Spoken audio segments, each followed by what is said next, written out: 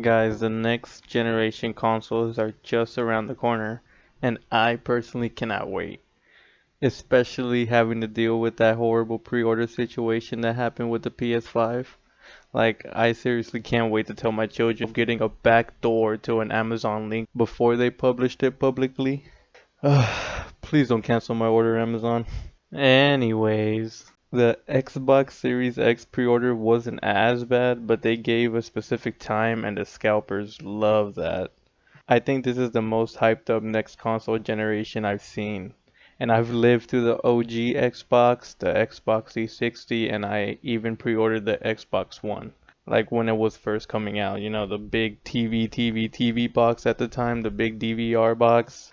The only reason I sticked with Xbox at the time was because my friend group was mainly on there. But as time passed, I got a PS4 and then I owned both consoles and then I owned a Switch. And then recently, like a year ago or so, I built my own PC. Like it was an awesome experience, honestly. Like building my first PC, it was pretty nervous too. I kept fucking touching the door handle just so I don't electrocute the motherboard or whatever. And after owning like all the consoles that I can, like the Xbox, the PlayStation, the Switch, the PC, I'm just a big fan of video games in general now.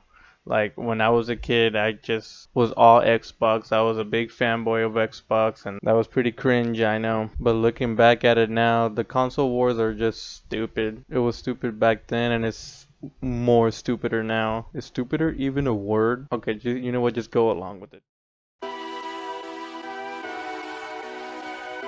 I honestly feel like this generation also has the most toxic fanboys ever on both sides, not just one side. On one hand, I can understand the Xbox side taking pride in their most powerful console, like honestly, because last generation we got shit handed to us, like not gonna lie. And Microsoft's like marketing scheme this generation with the Xbox Game Pass is extremely consumer friendly, like with over 15 million users subscribed to the service, the days of spending $60 for a brand new game is done, dog. You get the games day one for free on Game Pass. And also being the most powerful console compared to the PS5, Xbox is looking like the dominant brand this generation. And they hardly have any true console exclusives.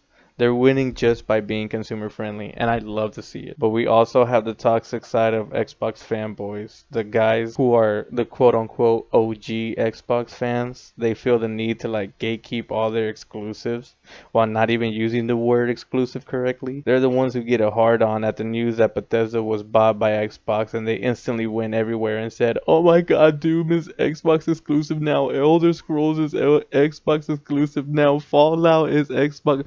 No, they're not, dog. Yes, they're a property of Xbox, and they will most definitely be inside the Game Pass day one for future titles and current ones as well. Like Doom Eternal was like put on there October 1st and everything, and Fallout is already on there, and Skyrim I think is already on there. But I hardly think that they will make the next Elder Scrolls only for Xbox. Like these console fanboys think that they have the next Bethesda game like only for Xbox. This is what confuses me about these fanboys, dude. They just use the word exclusive incorrect. We have legit dictionaries in our pockets, our phones. Look up the definition and use it properly. Let's be honest here, guys, and accept the fact that between PS4 and Xbox One, Xbox lost last generation. They really didn't have anything to offer up until the last year of the console's life cycle. And the rest was just dominated by actual PS4 exclusives where you cannot play anywhere else except on the PS4. That is what exclusive means. Games like Uncharted, Spider-Man, Days Gone. Yes, that game is good now. God of War, Infamous Second Son, Ghost of Tsushima. The list goes on and on. We don't speak about Last of Us 2. While Xbox was just rehashing and misusing their old properties like Forza, Halo, and Gears of War. I was legit worried about Halo Infinite at the like recent reveal event before they like delayed it. Thankfully they delayed it so they can have more time to polish the game and everything. Even though they have $500 million of development costs in 5+ years, they still came out with this.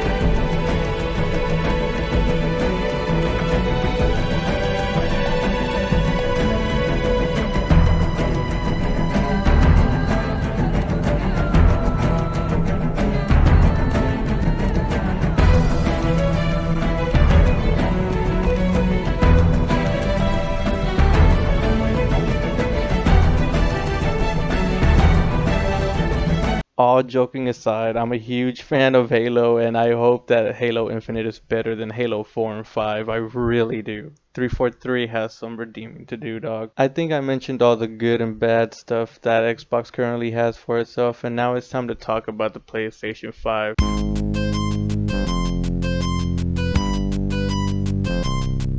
Well, I mean, if Sony actually talked about their system openly like Microsoft has, sure, there has been a teardown video and a few Japanese streamers got their hands on it for a while, but besides that, we hardly know anything. We still don't know how the user interface looks like for the PS5, but we do know that Burger King is giving out a free PS5 if you go and get fat with their food.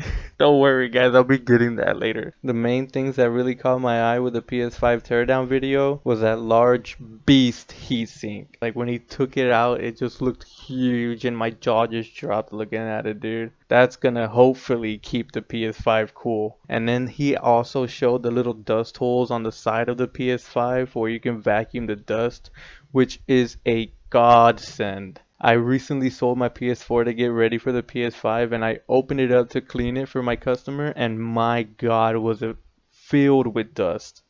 It was disgusting. Hopefully these dust holes on the side of the PS5 will help so we don't have to look at all that nasty stuff clogged up on the fans and everything. And the last thing that caught my eye on the teardown video was the liquid metal cooling. Like I've never personally seen this before and I really don't know how it works, but it should keep it cool. I mean, as long as the PS5 doesn't sound like a fucking jet engine like the PS4 did, I'm good. Whatever you do, Sony, put piss on there if it helps. I don't give a fuck. And it looks like Sony is loosening up on their exclusivity deal that they have on the PS4. Sure, they won't release PS5 exclusives day one on PC. They'll probably release it more later on down the line like they did with Horizon Zero Dawn and everything. But the PS4 exclusives like Yakuza are coming to Xbox, especially Yakuza 7 Like a Dragon is coming first to Xbox and PC and got delayed for PS5 till next year. Honestly, this console generation just looks like it's consumer friendly versus exclusivity. But I'm glad Xbox is actually fighting back against Sony this time. This is what healthy competition actually looks like. My final thought is that we as gamers are ungrateful. We are getting two beastly PC machines for an affordable price. You cannot really complain, dog. Both consoles have ray tracing. Both consoles can go up to 120 fucking FPS. They can go to 4K 60 FPS. Like, this is crazy to see on consoles, dude. This is going to be the first generation where I get both consoles day one and I'm like legit excited. I'm getting the PS5 to play all the exclusives that will come out there like Demon Souls, Miles Morales, God of War, Ragnarok, Horizon Wild West, and I will mostly play all the other games on the Series X since it's like the most powerful console. And plus me and my friend GameShare over there. Please don't tell on me. Anyways, guys, just get whatever the fuck you want. Both consoles are honestly really great. There's going to be great games coming out for both systems, and Game Pass will help you save a lot of money.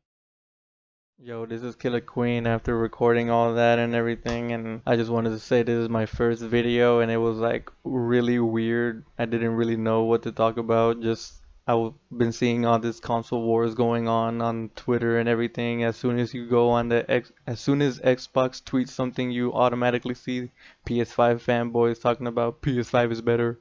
And then if PlayStation tweets, you already see Xbox fanboys flood that thing over there too.